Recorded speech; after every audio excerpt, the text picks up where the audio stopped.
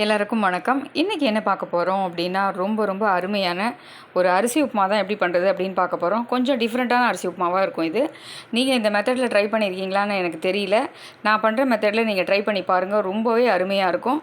எப்போவுமே மிளகு, ஜீரகம் இதெல்லாம் உடச்சி தான் துவரம்பருப்பு இதெல்லாம் போட்டு போகணும். இன்றைக்கி கொஞ்சம் வித்தியாசமாக பண்ண போகிறோம். அது எப்படி பண்ணுறது அப்படின்னு பார்க்கலாம். அதுக்கு தேவையான பொருள்லாம் எடுத்து வச்சுருக்கோம். இந்த உப்புமா பார்த்திங்கன்னா அவ்வளோ அட்டகாசமாக இருக்கும். ரொம்ப பிரமாதமாக இருக்கும். இது வரைக்கும் நீங்கள் இந்த மாதிரி ட்ரை பண்ணியிருக்க மாட்டீங்கன்னு நினைக்கிறேன். இப்போ அது எப்படி பண்ணுறது அப்படின்னு பார்க்கலாம் வாங்க. அடுப்பில் ஒரு வெங்கல பானை வச்சுருக்கேன். நம்ம இன்றைக்கி வெங்கல பானையில் தான் பண்ண போகிறோம். இதில் தாராளமாக ஒரு 50 ml அளவுக்கு எண்ணெய் விட்டுருக்கேன். எண்ணெய் நல்லா சூடாகிடுது. இப்போ இதில் தேவையான பொருளெல்லாம் நம்ம போட்டுக்கலாம். இப்போது எண்ணெயில் இஞ்சியும் கருவேப்பிலையும் போட்டிருக்கேன். இந்த இஞ்சி கருவேப்பிலை போட்டால் தான் இதோட வாசனை நல்லாயிருக்கும். இப்போது அதை போட்டாச்சு. அடுத்தது நம்ம வெங்காயமும் பச்சை மிளகாயும் 2 வெங்காயம் நறுக்கி வச்சுருக்கேன். அதாவது 2 பெரிய வெங்காயம் நறுக்கியிருக்கேன். ஒரு காரத்துக்கு 2 பச்சை மிளகாய் நறுக்கியிருக்கேன். இதையும் இதில் சேர்த்துடலாம்.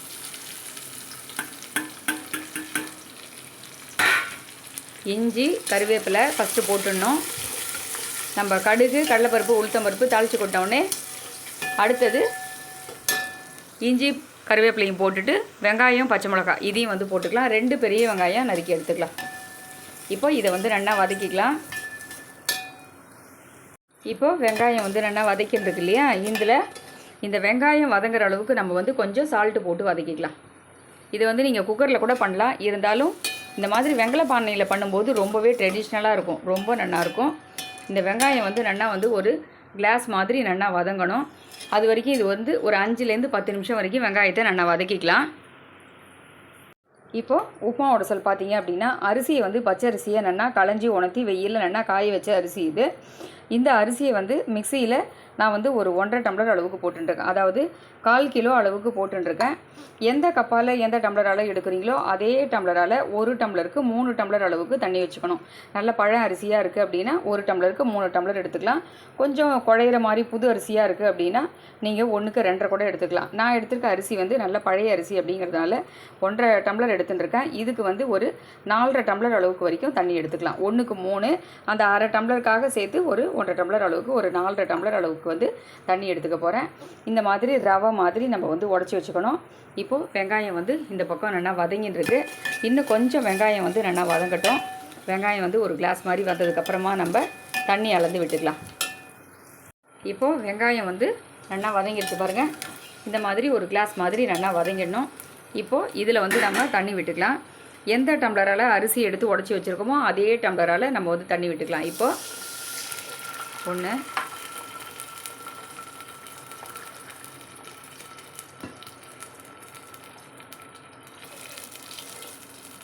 2 விட்டுருக்கேன்.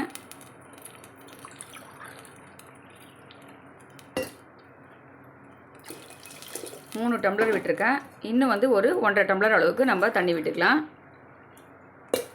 ஏன்னா நான் 1.5 டம்ளர் எடுத்துருக்கேன்னு சொன்னேன் இல்லையா அரிசி, அதுக்கு தகுந்த மாதிரி எடுத்துக்கலாம்.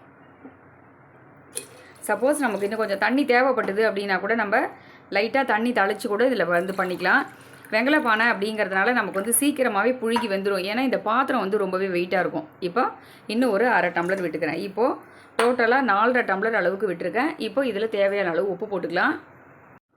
இதுக்கு 1 ஸ்பூன் அளவுக்கு கல் உப்பு போட்டுக்கிறேன். மேலே கொஞ்சமாக போட்டுக்கிறேன். தாராளமாக 1 ஸ்பூன் அளவுக்கு கல் உப்பு போட்டுக்கலாம். இப்போ இந்த தண்ணி நல்லா கொதிக்கட்டும். நல்லா ஒரு 20 நிமிஷத்தில் இந்த உப்புமா ரெடி ஆகிடும். நம்ம டேரெக்டாக குக்கரில் வச்சு கூட பண்ணலாம். அந்த மாதிரி பண்ணும்போது பார்த்து கலரி விட்டு அப்படியே பண்ணலாம். அப்படி இல்லை அப்படின்னா நீங்கள் குக்கரில் விசில் விடலாமா அப்படிங்கிறது நிறைய பேருக்கு டவுட் இருக்கும். நீங்கள் இதே அளவுக்கு ரேஷியோ தண்ணி வச்சுட்டு குக்கரில் விசில் விடுறதா இருந்தால் கூட 3 விசில் விட்டீங்க அப்படின்னா சூப்பராக நமக்கு ரெடி ஆகிடும். இப்போ தண்ணி கொதிக்கட்டும். இப்போது தண்ணி நல்லா கொதிக்கிறது பார்த்திங்களா. உப்பு, அந்த வெங்காயம் போட்டிருக்க பச்சை மிளகாய், இஞ்சி எல்லாம் சேர்ந்து தண்ணி நல்லா கொதிச்செடுத்து இப்போ அடுப்பை அப்படியே சிம் பண்ணிவிட்டு நம்ம இந்த உடச்சி வச்சுருக்க உடசில் அதில் கொட்டிடலாம். ரொம்பவே டிஃப்ரெண்ட்டான ஒரு புதுவித அரிசி உப்புமா மாதிரி இருக்கும் இது. பெரும்பாலும் இந்த மாதிரி மெத்தடில் யாருமே அரிசி உப்புமா பண்ணியிருக்க மாட்டீங்கன்னு நினைக்கிறேன். எங்கள் அம்மா இந்த மாதிரி மெத்தடில் பண்ணுவாள். எனக்கு சின்ன வயசில் சாப்பிட்ட ஞாபகம் நிறைய இருக்குது. ஸோ ரொம்ப அருமையாக இருக்கும். இதுக்கு தொட்டுக்கிறது கூட சைட் டிஷ் பெருசாக எதுவும் தேவைப்படாது. இருந்தாலும் சாம்பார் ஏதாவது இருந்தாலும் தொட்டுக்கலாம். இல்லைனா கூட சுட சுட இதை சாப்பிடும்போது அவ்வளோ அருமையாக இருக்கும். இதை அப்படியே நல்லா கலரிடணும். இப்போ இந்த மாதிரி கலரும் போது இந்த ஸ்டேஜில் நீங்கள் போட்டிருக்க உப்பு போருமா அப்படிங்கிறத செக் பண்ணிவிடுங்க. இப்போ இதை வந்து நம்ம அப்படியே வந்து மேலே அடுப்பை வந்து சிம்மில் வச்சுட்டு ஒரு தட்டு போட்டு மூடிடணும். ஏன்னா வெங்கலப்பானை அப்படிங்கிறதுனால அடி பிடிக்க ஆரம்பிச்சிடும். நிறைய பேருக்கு அந்த காந்தல் அடி பிடிச்சாலும் பிடிக்கும், அந்த டேஸ்ட் கூட நிறைய பேருக்கு பிடிக்கும். இருந்தாலும் இப்போ இந்த மாதிரி கொதிக்கிறது இல்லையா, இதை வந்து சிம்மில் வச்சுட்டு மேலே வந்து ஒரு தட்டு போட்டு மூடிடுவோம். இதை 2 நிமிஷத்துக்கு ஒரு தடவை நம்ம கலரி விட்டுட்டே இருந்தோம்னா நமக்கு ஒரு 20 நிமிஷத்தில் உப்புமா வந்து ரெடி ஆகிடும். கொஞ்ச நேரம் கழித்து இது எப்படி இருக்குன்னு பார்க்கலாம். இப்போ நமக்கு உப்புமா வந்து ஒரு 10 நிமிஷம் கிட்ட ஆகிடுத்து பாருங்கள். ரொம்பவே சூப்பராக இருக்குது. இன்னும் வந்து வேகணும் பாருங்கள். இப்போவே வந்து நமக்கு இந்த ஸ்டேஜில் இருக்குது. நல்லா வந்து கலரி விட்டுட்டோம். நமக்கு வெங்கலப்பானை அப்படிங்கிறதுனால ரொம்ப ட்ரெடிஷ்னலாகவும் இருக்கும், ரொம்ப டேஸ்ட்டும் நல்லாயிருக்கும். அது மட்டும் இல்லாமல் பார்த்திங்கன்னா இந்த பாத்திரம் ரொம்ப வெயிட்டான பாத்திரமாக இருக்கிறதுனால சீக்கிரமாக நமக்கு ரெடி ஆகிடும். இப்போ இன்னும் இதிலேருந்து ஒரு 10 நிமிஷம் கிட்ட இருந்தது அப்படின்னா உப்புமா வந்து ரெடி ஆகிடும். வேகட்டும், அடுத்தது பார்க்கலாம். இப்போ நமக்கு உப்புமா வந்து ரெடி ஆகிடுது. சூப்பராக வந்து ரெடி ஆகிடுது பாருங்கள். ரொம்பவே அருமையான உப்புமா வந்து அப்படியே உதிராக கரெக்டாக இருக்குது பாருங்கள். ரொம்ப பக்குவமாக இருக்குது. உப்புமா வந்து நமக்கு கரெக்டாக 20 நிமிஷத்தில் நான் சொன்ன மாதிரி ரெடி ஆகிடுது. ரொம்பவே அருமையாக இருக்கும். நீங்களும் இந்த மாதிரி மெத்தடில் வந்து அரிசி உப்புமாவில் வெங்காயம், இஞ்சி, பச்சை மிளகாய் போட்டு ட்ரை பண்ணி பாருங்கள். புது மெத்தடாக இருக்கும். ரொம்ப டேஸ்ட்டாகவும் இருக்கும். இதுக்கு தொட்டுக்கிறதுக்கு சாம்பார், சட்னி எது வேணாலும் தொட்டுக்கலாம். இல்லை சுட சாப்பிடும்போது அப்படியே சாப்பிட்லாம். இந்த மாதிரி மெத்தடில் ட்ரை பண்ணி பார்த்துட்டு எப்படி இருக்குன்னு சொல்லுங்கள். இதே மாதிரி மறுபடியும் வேறொரு வீடியோவில் சந்திக்கிறேன். நன்றி, வணக்கம்.